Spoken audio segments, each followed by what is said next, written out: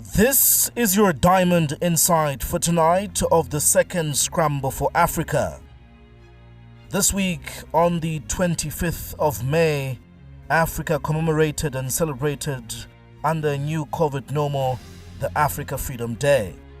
As I watched the proceedings here in Zambia, both at the Freedom Statue and State House, names of our liberators came to mind. I remembered Thomas Sankara, Julius Mwalimu Nyerere, Nelson Madiba Mandela, Patrice Lumumba, Kwame Nkrumah, Robert Mugabe, Simon Mwansaka-Pwepwe, Harry Mwanga Nkumbula, and still alive, Dr. Kenneth Kaunda.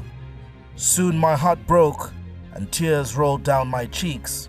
Why was I crying, you may ask? It was in the same week of celebrating our freedom from slavery and bondage that stories of a new form of slavery were beginning to rear their ugly head. 56 years after independence, did Marcus Garvey ever think that a black Zambian would be chased out of a restaurant by Bamwisa? 56 years after independence, Harry Mwanga Nkumbula and Ruben Kamanga must be turning in their graves that Zambian employees are being locked up for 2 weeks without seeing their families and without any proper law being followed. Bob Marley once sang that freedom could only be attained once people emancipated themselves from mental slavery. Clearly, Africa may be free in its own facade, but a new colonialist era is in the making through the name called China, which has captured us. With over $120 billion pumped into Africa through the form of aid, the yokes of economic slavery are so tight on our necks, and we will live to choke our children's children. All this due to the leadership that is docile, greedy, and unpatriotic.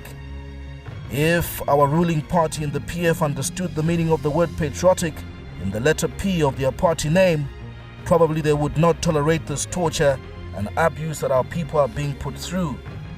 If Lusaka Province Minister Bowman Lusambo can boast of even abusing human rights by whipping people for patronizing and not wearing masks even if they cannot afford, we ask, where are you, Mr. Bowman Lusambo, on this matter? Shame. It was even more heartbreaking to see Mayor Miles Sampa being forced to apologize for doing something brave and right.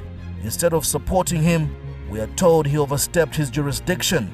The Ministry of Labor has gone to sleep for a very long time in our country. Please, Madam Joyce Nondesimukoko, wake up and don't blame Miles for doing your job. Shame on the Ministry of Local Government for not being proactive and protective. We are at a time in our world where each country, even though involved in global trade and bilateral relations, is putting its citizens first in terms of opportunities, employment, and wealth creation. We are not calling for xenophobia nor racism. We are not an anti-China movement. We are only being patriotic, so we have nothing to apologize for. Even if we owe China millions of dollars, we plead to our government that we must beg with dignity. We appeal to President Lungu to speak out and take action on this abuse of Zambians with the same venom with which he refused the aid that is attached to gay rights. Zambia is for Zambians, full stop. We stand by our flag and fly high like our noble eagle. Foreign direct investment is very welcome into our country, but we need to strike a balance. Lastly, we want to make it extremely clear so that our opinion is not misunderstood that we strongly advocate for value and peace, including human dignity. We condemn the killing of 3 Chinese nationals in our country, and this act must be described as un-Zambian. We are a peace-loving people who value every life. Ours is not to incite, but demand for equality of the human race.